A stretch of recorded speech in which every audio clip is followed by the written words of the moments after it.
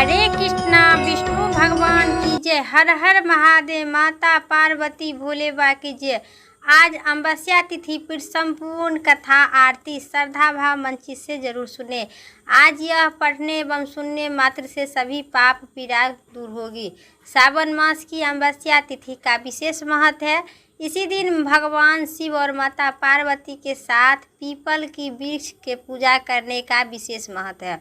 मानता है कि अमावस्या के दिन पीपल की पूजा करने के बाद कथा सुनने से पढ़ने से जीवन में सभी कष्ट दूर होते हैं और जीवन में सुख समृद्धि आती है।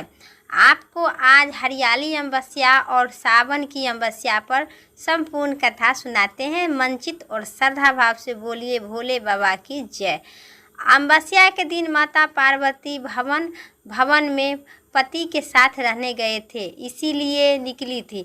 पौराणिक कथा के अनुसार अमावस्या के दिन भगवान शिव और माता पार्वती की पूजा के लिए विशेष महत्व मानी जाती है। विशेष रूप से सोम अमावस्या के दिन जब विवाहित महिलाएं अपने पति की लंबी उम्र के लिए व्रत रखती है और भगवान शिव माता पार्वती की पूजा करती है। अमावस्या के दिन चंद्रमा दिखाई नहीं देते हैं और इसे दिन को अध्ययन में रात में पूजा करनी चाहिए के रूप में मानी जाती है। यह दिन भगवान शिव का तांडव नृत्य से ही जुड़ी है, जो विनाश और पुनर्जन्म के चक्र का प्रतीक है। अमावस्या तिथि के दिन विवाहित महिलाएं भगवान शिव और देवी माता पार्वती की पूजा करते हैं और अपने पति की लंबी उम्र के लिए सुख समृद्धि के लिए प्रार्थना करते हैं। कथाओं में बताया गया है कि अमावस्या के दिन माता पार्वती भवन में पति के साथ रहने गए थे।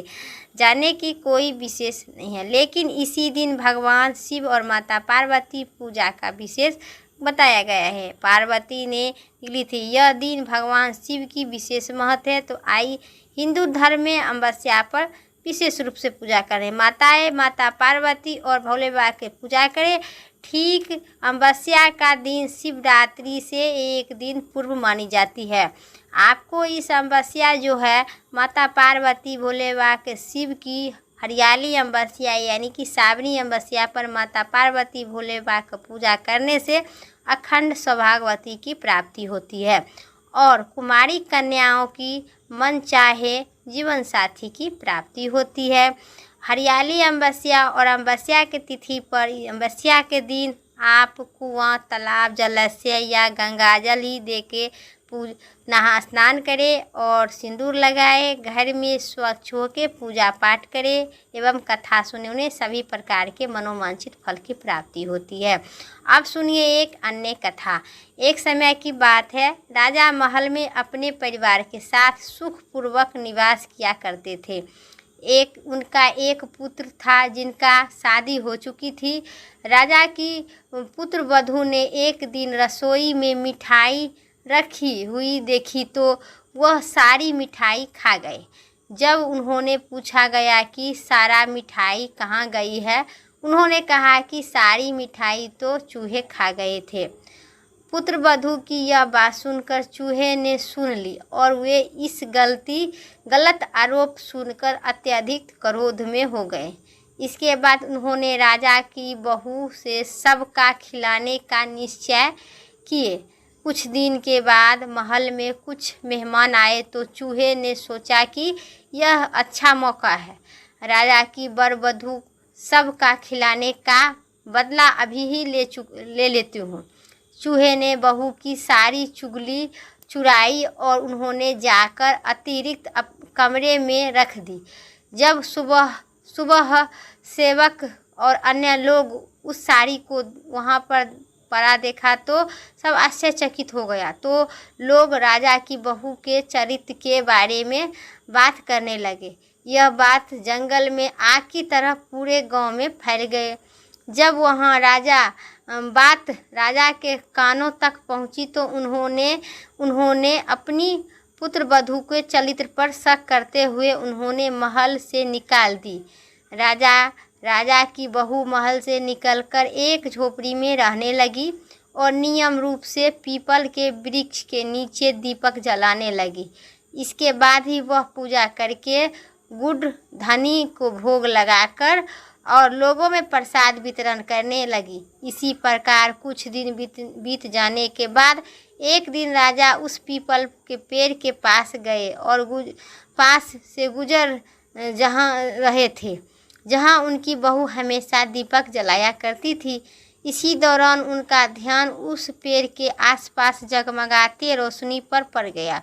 राजा ने इसे देखकर आश्चर्यचकित हुई और महल में वापस आने के बाद उन्होंने अपने सैनिक से उस रोशनी की रहस्य का पता लगाने के लिए कहे।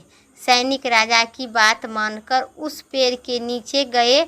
वहाँ उन्होंने देखा कि दीपक के आपस में बात कर रहे थे। सभी दीपक अपनी अपनी कहानी बता रहे थे। तभी राजा के महल से निकलने जाने के बाद राजा की वर वधू रोज मेरी पूजा करती है और मुझे प्रचलित करती है। इसी प्रकार पीपल के पेड़ में नियम से पूजा करने का फल राजा की बहू को मिलेगा और वह अपना जीवन आराम से व्यतीत करने लगी। इसी प्रकार जो अमावस्या के दिन पीपल में वृक्ष में पूजा पाठ करते हैं और सरसों के तेल के दीपक जलाते हैं, उनके सभी प्रकार के मनोवांछित फल की प्राप्ति होती है। इसी प्रकार का इस कथा था। भोले बाबा माता पार्वती की जय। हर हर महादेव। अब सुनिए विष्णु भगवान की आरती, जरूर सुने। ओम जय जगदीश हरे स्वामी, जय जगदीश हरे।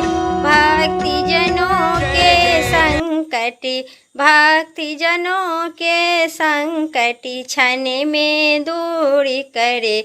ओम जय जगदीश हरे। जो धावे फल पावे, दुख निर्मन से का सुख संपत्ति घर आवे। काष्ट मिटे तनिका।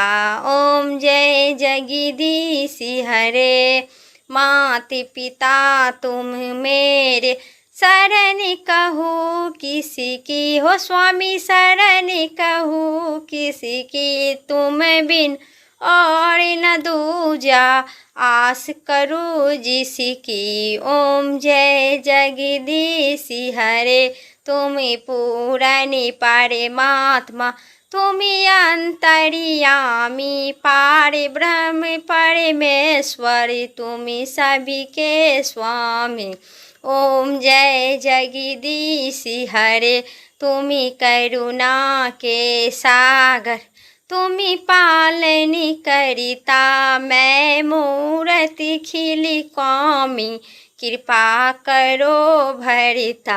ओम जय जगदीश हरे। तुम ही एक अगोचरी, सभी के प्राणीपति, हो स्वामी सभी के प्राणीपति। किसी विधि मीनू दया में मैं तुमको पूरी थी। ओम जय जगदीश हरे। दीनी बंधु दुख हरिता, तुम ठाकुर मेरे।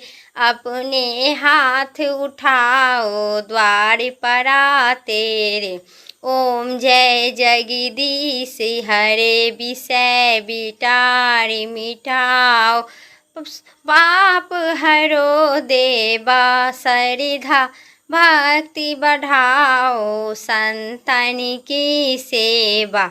ओम जय जगदीश हरे। तने मन धन और संपत्ति सब कुछ है तेरा। तुझको अर्पण क्या लागे मेरा। ओम जय जगदीश हरे। जगदीश जी की आरती जो कोई नरी गावे, हो स्वामी जो कोई नरी गावे। कहति शिवानंद स्वामी, भजति शिवानंद नंदी स्वामी सु मनि वांछित फल पावे। ओम जय जगदीश हरे, स्वामी जय जगदीश हरे। बोलिए विष्णु भगवान की जय, विष्णु भगवान माता पा लक्ष्मी की जय। मेरा कथा इतना ही तक था। वीडियो अच्छी लगे तो लाइक करें, चैनल पर नहीं सब्सक्राइब करके कमेंट में विष्णु भगवान की जय ज़रूर लिखिए। फिर अगली वीडियो लेके आते हैं, तब तक के लिए स्वस्थ रहिए, मस्त रहिए। जय श्री राम, हर हर महादेव।